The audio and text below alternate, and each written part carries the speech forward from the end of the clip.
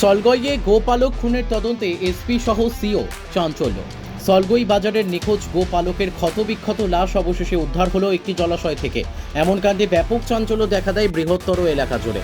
বুধবার সকালে ফের স্থানীয়রা নিখোঁজ ব্যক্তির তল্লাশিতে বের হলে তাকে বাড়ি থেকে প্রায় 5 কিলোমিটার দূরবর্তী হাতিখিরা বাগানের 13 নম্বর সেকশনের একটি জলাশয়ে ভাসতে দেখে পুলিশে খবর দেন।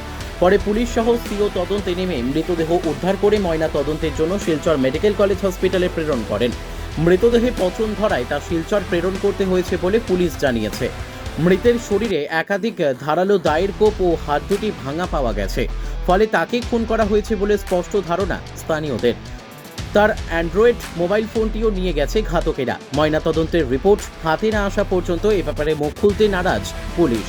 পরে খবর পেয়ে তদন্তে নামেন এসপি পার্থপ্রতিম দাস। এ কাণ্ডে পুলিশের হাতে একাধিক ক্লু রয়েছে বলে খবর পাওয়া গেছে। ফিঙ্গারপ্রিন্টের মাধ্যমে ঘাতকদের চিহ্নিত করার পরিকল্পনা করেছে পুলিশ। জানা গেছে মৃতের দুপুত্র, এক কন্যা সহ স্ত্রী রয়েছেন। এ কাণ্ডে জড়িতদের শাস্তি সহ অসহায় এই পরিবারকে সরকারি সহায়তা প্রদানের দাবিতে সিও, এমএলএ, এমপি সহ ডিসির হস্তক্ষেপ কামনা করেছেন স্থানীয়রা। সহজ সরল প্রকৃতির এই গোপালকের এহেন মৃত্যুতে এলাকা জুড়ে শোকের ছায়া নেমে আসে। এই খবর সংগ্রহ পর্যন্ত মৃতদেহ ময়না তদন্তের পর বাড়ি ফেরার কোনো খবর নেই। পাথারকান্দি থেকে মলয় কুমার দাসের রিপোর্ট, নববার্তা টুডে।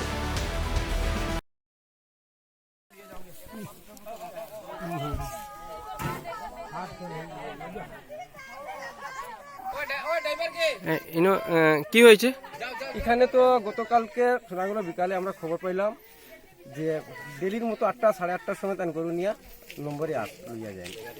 তো কালকে তার গরুটা গেছে, তানকে পাওয়া গেছে না। এরপরে তার মোবাইল নম্বরে তার পরিবারে ফোনাফোনি করলো, আমরা খবর করলাম।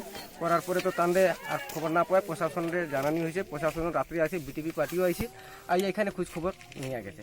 কালকে সকালে আবার মানুষ বাইর হয়েছে আবার লাগি। তো সকালে মানুষ আইসে, তো এখানে দেখে তার লাঠি পাইছে। আর এখানে টিলার সাথে 8 নম্বর সেকশন হাতিখিরা সাইটের মধ্যে রাস্তা দেওয়ার সাইটে দিয়ে তার লাঠিটি পাওয়া গেছে। লাঠি পাওয়ার মানুষের সন্দেহে নামছে, নামিয়ে এখানে দেখা করছে। দেখার লাগে দেখে জলের মধ্যে তারে ফালায়। মাথার মধ্যে 3টা ছেদ, কানের মধ্যে মারছে, হ্যাঁ, আর কপালের মধ্যে মারছে। এটা তো মার্ডার করিয়া তারা টানি টুনি নিয়ে এখানে সাইটে ফালাইছে। হ্যাঁ, তো আমরা এমএলএ স্যারের কাছে অনুরোধ, প্রশাসনের কাছে অনুরোধ, ডিসি মহোদয়ের কাছে আমরা অনুরোধ যে কুত্তা আনিয়া আর দোষীকে উচিত শাস্তি আর ধরার জন্য অনুরোধ।